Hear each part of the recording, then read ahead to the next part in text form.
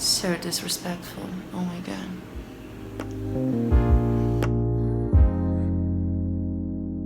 I'm sitting today. Did you notice? There's a chair here. Well, hello there. You can probably hear my cat eating right now. Oh well. So, one of my favorite YouTubers ever is Nicholson, and trying to describe Jenny's channel is very hard. 1 week she's cleaning up her My Little Pony collection, and the next week she is either bashing a bad book or reading a rejected script for Star Wars. So I just really love her channel. She talks a lot about Star Wars, which I love. And there's one thing that she did before each of the movies in the sequel trilogy of Star Wars came out. She basically did a bingo of predictions of what was going to happen in that film of the Star Wars sequel trilogy. I am really making things sound way more complicated than they need to be. She made a bingo of predictions about a Star Wars film. That's it. So, you know, as I said before, I am very excited about the release of The Ballad of Songbirds and Snakes by Susan Collins, which is the prequel of the Hunger Games trilogy. And the Hunger Games trilogy is one of my favorites ever. Maybe I would say it's my favorite series of all time. I'm very excited about it, but also I want to go into it blind, you know, knowing as little as possible, because I want to be surprised. I didn't even read the synopsis of the book. Someone's exaggerated. Felicia. And so I actually thought it would be very fun to do my own bingo of predictions for The Ballad of Songbirds and Snakes. And then it came to my attention on Twitter that a booktuber already did that. Yeah, his name is Stompanato. I think that's how you say it. I'm sorry, Connor, if you're watching this. But yeah, his name is Stompanato, and he already made a video like this. And let me tell you, I was bitter. It was a self-pity party, I'm not gonna lie. And I was like, this is typical. I think I have a somewhat original idea, only to find out that someone has already done it. Damn you, Connor. Wait a second. This was when I actually realized that, hey, I haven't watched Connor's video yet. Maybe we have completely different guesses. Maybe we have exactly the same. Who knows? Not me. So yeah, basically I decided to make this video anyway, and I thought it might be fun if by the end of it, when I finish my bingo board, I would go over to Connor's channel, watch his video and kind of compare our predictions. So yeah, as I said before, I deliberately avoided anything about this book because I wanted to go in as blind as possible and, you know, be completely surprised by whatever is in there. But I did not manage to avoid every single thing because my lovely friends know how much I love the Hunger Games, and so I got lots of texts. This is a hard word. I really blacked out for a second. So before we get into the actual predictions, let me tell you what I already know about the book. It's a prequel. It takes place 64 years before the events of the first Hunger Games book. So on the 10th Hunger Games, I think? Yeah, 10th, because Katniss's was the 74th. I am not that good at math, okay? Please let me be, get off my back. It's told from President Snow's perspective. He's going to be a mentor at the games. And finally, he's assigned to mentor the female tribute from District 12. Oh, and also, I know that it's called The Ballad of Songbirds and Snakes. With that in mind, let's see what I think is going to happen. My first prediction is the snows are down. I do realize now that if someone just sees the bingo board when it's finished, they probably won't understand a thing. What do I mean by that? I mean that Snow's family is gonna be down on their luck. Snow got assigned to mentor a tribute from District 12, which we heard from Katniss before. It's not good. We heard in the original trilogy Katniss saying that Effie was always trying to get assigned to a better district, and that everyone who's assigned to District 12 is either at the beginning of their career or probably not that well seen at the capital. Well seen, is that a thing? They're not on the capital's graces, basically, because District 12 is like the poorest district, is the most miserable one, and it basically never produces victors. So, and I think that the fact that Snow got assigned to a District 12 tribute just basically proves that either he did something very bad in the capital's eyes, or his family did something that made them kind of fall from the capital's graces. So I think this book is going to heavily focus on Snow kind of trying to get back on top, if that makes sense. I don't think it's going to be a redemption arc at all, or it's gonna try to make us sympathize with him. I think it's just going to show us what happened in his early life and basically give us more insight on Panem and how the capital works and all that. I think we are going to see him basically doing everything in his power to try to get back on top. My second prediction is Mags. Just that, Mags. So not many of the characters we see in the Hunger Games trilogy are going to be alive 64 years prior to the events of those books. Two of the characters that we are sure were alive back then are President Snow and Mags. I think that we'll have a Mags cameo. It's not possible. I cannot believe that there wouldn't be one. I can't see a reason why there wouldn't be one. Well, that is the fact that she won the 11th Hunger Games, so technically there isn't a reason for her to be there at all. But maybe the epilogue or the end of the book might take place after the 10th Hunger Games, so I'm putting it out there. I think we're gonna have a Max cameo. My third prediction is that Snow is in his early 20s. I think that it makes sense that Susan Collins would kind of age up the characters in this new book to kind of accompany the fact that the fans of the original trilogy are now older as well. I think we're mostly on our 20s by now, but I could be wrong. And I think that it makes sense if she aged up the characters in this book and made the whole thing a bit more graphic and mature, so that she could kind of keep up with how old her current audience is. I don't know, I might be right, I might be wrong. Well, I might be right or wrong about any of these. So, and now we have no love triangles. So yeah, even though the Hunger Games trilogy was not about the love triangle, it was still a big part of it. I don't think anyone's going to deny that. Even though it wasn't the focus and it wasn't the point of the trilogy, it was a very relevant thing inside the trilogy and inside the story and for the characters. The thing is, I don't think Susan Collins would do the same trick twice. I don't think she would just write another book in the saga universe, whatever you want to call it, so many years after and pull the same shit off. I don't know, it just doesn't strike me as something that she would do, but again, I don't know her personally, so. Then we have Heavensby, which sounds very vague, I know. But I think we're gonna either see Plutarch's family or get at least a mention of them. I don't know why, I think it's gonna happen. My next prediction is that District 9 and District 10 are as irrelevant as ever. I just don't think we're gonna get any lore on those districts ever. At this point, fuck it. We know that 9 is like for seeds and all that, and 10 is for like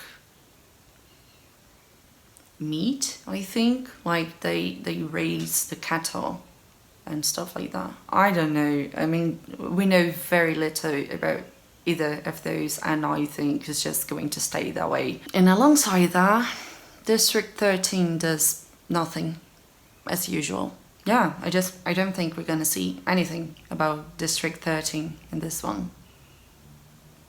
They're just gonna be real quiet in the back. My next prediction is that we're gonna have too many related people, like to the point where it's comical. I don't know, man. I could just predict so many like name drops, you know, like last names of characters we followed in the original trilogy, or this person is that person's father. Oh, who would have thought?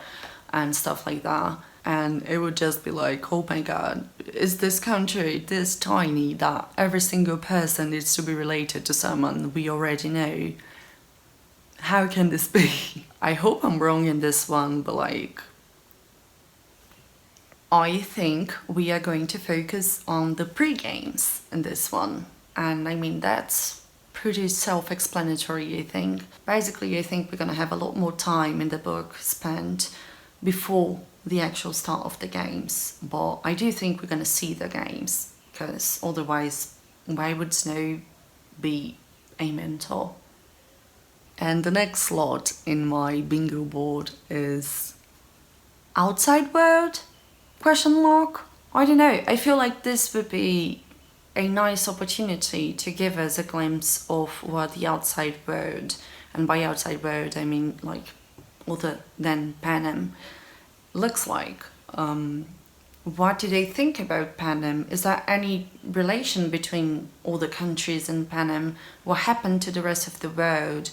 Are there other people? Are there other countries? You know, all of that. I think this would be a good opportunity for Susan Collins to go a bit more in depth about this topic. I don't think it's gonna be something like huge and that we're gonna get a full history, or, you know, every single political thing that happens between Panem and the outside world. But I do think we're gonna get a glimpse, at least, not a list, well, at least a glimpse of what goes on with the outside world. First rebellion. I think we're gonna learn a bit more about Panem's history in general. A bit more, because again, I don't think that's the focus of the book, but I think we're gonna learn a bit more about the history of Panem, especially the first rebellion and the Dark Days. Like, what was going on that made the capital think, wow, let's start a game that would basically get children to kill each other every single year. Like, what happened? You know, what was the thought process? What was going on in that country, you know? Then we have life at the capital. It's basically, it means what it seems to mean. We're gonna see a lot more about life in the capital. The upbringings, what did they look like? What is it like to grow up in the capital?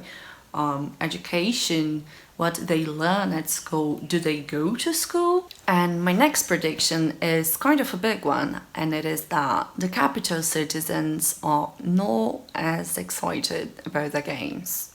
So I may be a bit of an optimistic person, but I think it would take a while for people to actually start seeing this as a form of entertainment. I don't think people, even capital citizens, just from the start saw the games as a form of entertainment. It doesn't seem that plausible. I think they are going to be a lot less desensitized to the games. And on that same vein, the games are different. What I mean by that is that this is still the start of the games. This is the beginning. Things haven't been perfected, you know, to the point where they were in the original trilogy. I think the games are gonna be a lot less elaborate, a lot less of a spectacle, and more as a punishment. And maybe it will be one of the things of the book, like, how do we get people to actually watch this, you know? So I think it's gonna be a lot more brutal. I think the games are gonna be a lot less elaborated, a lot less complex, in terms of like the arenas and the rules and the things that happen inside the games. And also I think it's gonna be a lot more bloody and brutal. And kind of going from that, we have the next prediction, which is we're gonna have the first ever tribute parade. I don't know, I think it's gonna happen. And that is a segue to the next slot, which is District 12 as coal miners. Basically, in the tribute parade, the tributes are dressed up in kind of like costumes that represent their districts, like the main activity, occupation of the district. And we hear from Katniss that Cinna is such a great stylist exactly because he is the first one to not dress District 12 people as either coal miners or just like covered in coal. So yeah, I think we're gonna actually see the beginning of that trend, and we're gonna see the District 12 tributes either as coal miners or naked and covered in coal or something to that effect. And my next prediction, I believe, is a fairly common one, and it is that Snow's gonna fall for his tribute. When I say fall, I don't necessarily mean that he's gonna be like head over heels about the tribute. I just mean that I think he's gonna have feelings for her, and maybe just a crush. I don't know, he's gonna feel stuff for the District 12 girl. These are facts, love. And the main reason that I think this is going to happen is the title of the book. I think it makes sense that we as the reader are going to associate the mockingbird in the title with the mockingjay, which is Katniss. So a mockingbird came before a mockingjay. District 12 tribute girl came before Katniss. And snakes would be President Snow, because Katniss often described him as looking snake-like. And ballads are very romantic songs, and they talk about feelings usually, so I think it makes sense. Do I like it? I don't know. I think it all depends on the execution. I hope this will be good, because Susan Collins never disappointed me before. I hope this is not the first time. The next prediction is also probably a very common one, and it is that Snow cheats on the games. I don't know, I just think it makes sense with this character and what we know about him. I think he's going to cheat to kind of like get his way and get back on top. How is he gonna cheat? I don't know. I think he's gonna do something or some things behind the scenes to make his tribute either attract more audience or to get her to actually win the games. Things that are like against the rules and the laws of the capital. District 12 girl wins. We know from the original trilogy that the only living victor of District 12 is Haymitch, but Katniss also mentions that District 12 used to have another victor, but that she's passed away already. I mean, I don't remember if it is stated in the books that it was a she, but I do believe it was. I'm not sure. So yeah, I think she's going to win the games.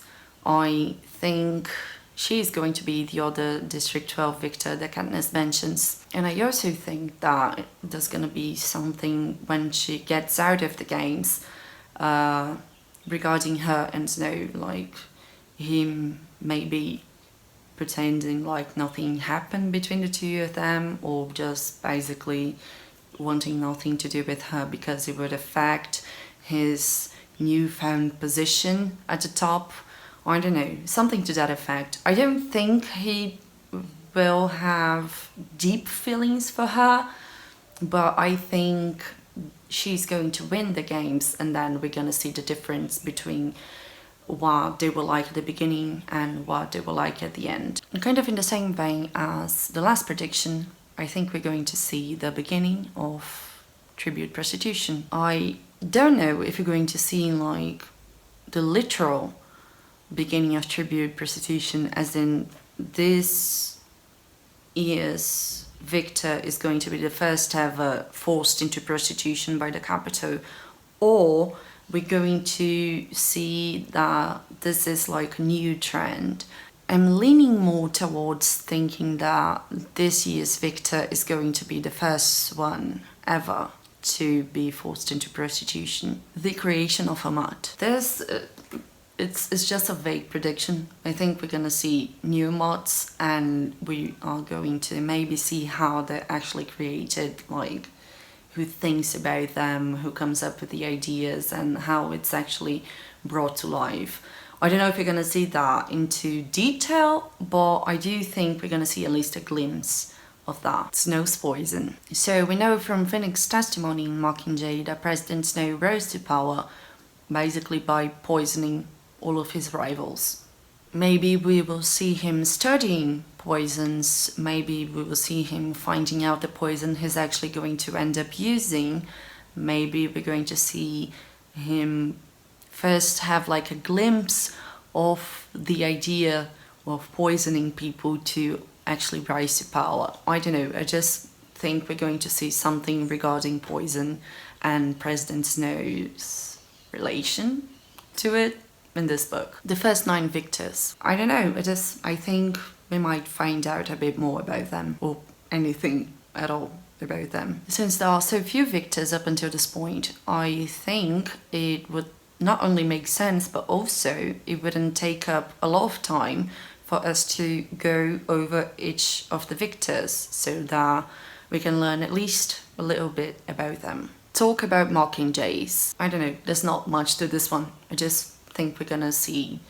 mentions of Mockingjays, or of how annoying they are, or of how they shouldn't exist because they exist despite the capital not wanting them to exist. You know, things that we can relate back to Katniss, basically. And my last prediction is flash forward epilogue. I don't know how I feel about this one.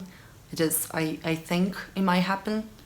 And I don't know how forward we're gonna flash, but I think we're gonna flash forward. Maybe just a year so that we see Max, though I think that's highly unlikely. Or maybe we're going to flash forward to the events of the first book, so that we see Snow being annoyed by Katniss's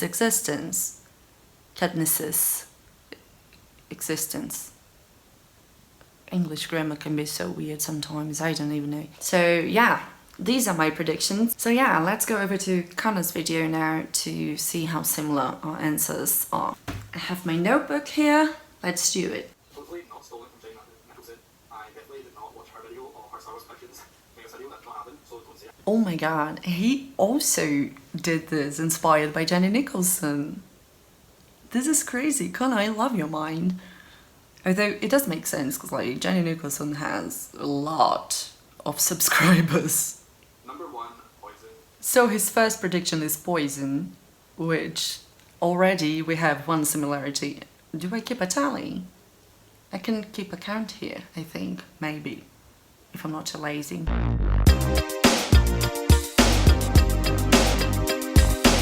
We're only 49 seconds into the video and one of our predictions already matches.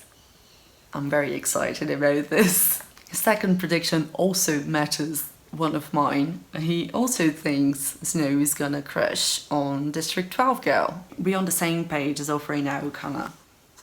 Number 3, love triangle.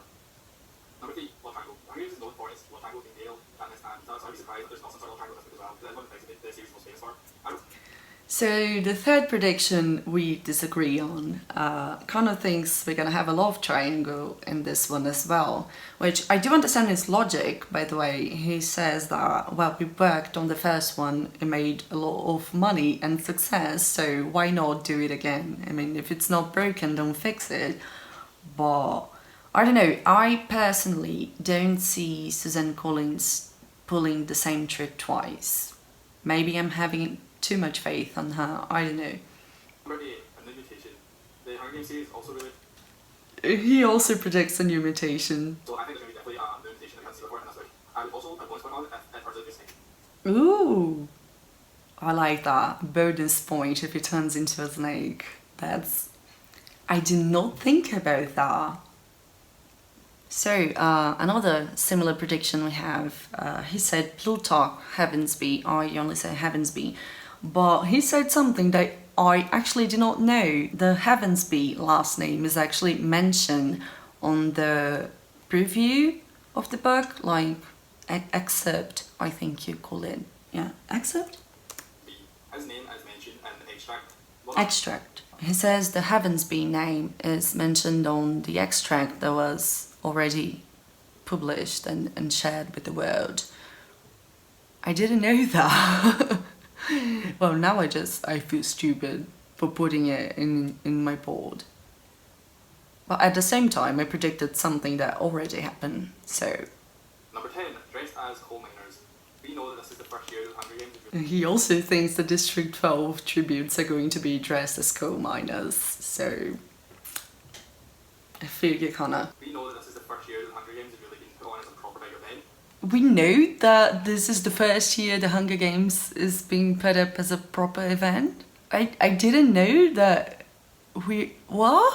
Well, I didn't read anything about the book, so it makes sense that I didn't know that. Number 11, the disappointed father. We know this note is trying to reboot his family's name because it kind of came at harder times, so I think that he is going to upset his father somehow. This is interesting. I think it makes sense for him to be disappointed that Snow got the District 12 girl as a tribute, but I kind of feel like Snow is going to be the one who's disappointed at the family. Like, he's gonna be, oh my god, these people were just fucking idiots.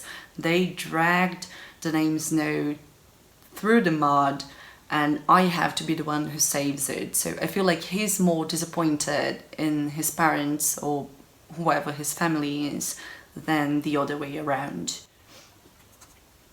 A lot of the criticism for Snow is that people don't want to see business so being made out to be a sympathetic character because he does do a lot of really horrible things in the original series. And I think Nicholson knows this, so I wouldn't expect that she's not actually making a sympathetic character. So this is not one of my predictions in the bingo board, but something that I mentioned as well. We both don't think that President Snow is going to be like sympathetic or that he's going to have a redemption arc. So yeah, another one that we're on the same page on. Number 13, the District 12 girl dies. I know that the original series says that there's been two previous victors, there's been Hamish and someone else. Some people think this victor is going to be the girl from this book, however I think that the girl in this book is going to die, and that is maybe what's going to lead Business Soul to becoming such a corrupt evil person. That's interesting. We have like the exact opposite prediction for this thing. I think the District 12 girl is going to win and kind of think she's going to die, and that maybe this is going to set President Snow on a rage. I don't know how to say that. You get it. That's interesting. It makes sense as well. Number 14, social commentary. This is a very easy, this is one that I would say this time there's going to be some sort of social commentary. I don't know what's going to be on, probably about Tracy's Poor again. I like this one a lot. Social commentary. That's a very good one. I mean, yeah, that's a nice prediction. I predict the same. Not in my bingo board, but like, I agree with this one, definitely.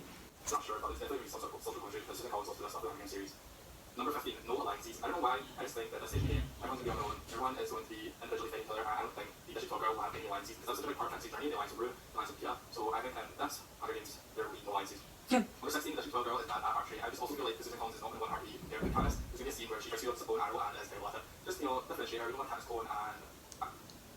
So he predicted that the District 12 girl is going to be bad at archery, and I think that's hilarious. I agree. I do think that as well, now that you said it.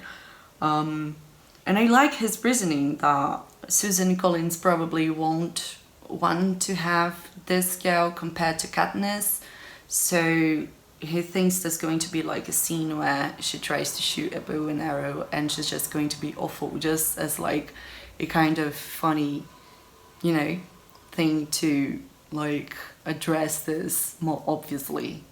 I like this. This is a good one. And I think that we're going to have some sort of war flashback at some point, or maybe like a war video was played. I don't know. I think we're going to get to see some of the actual war action.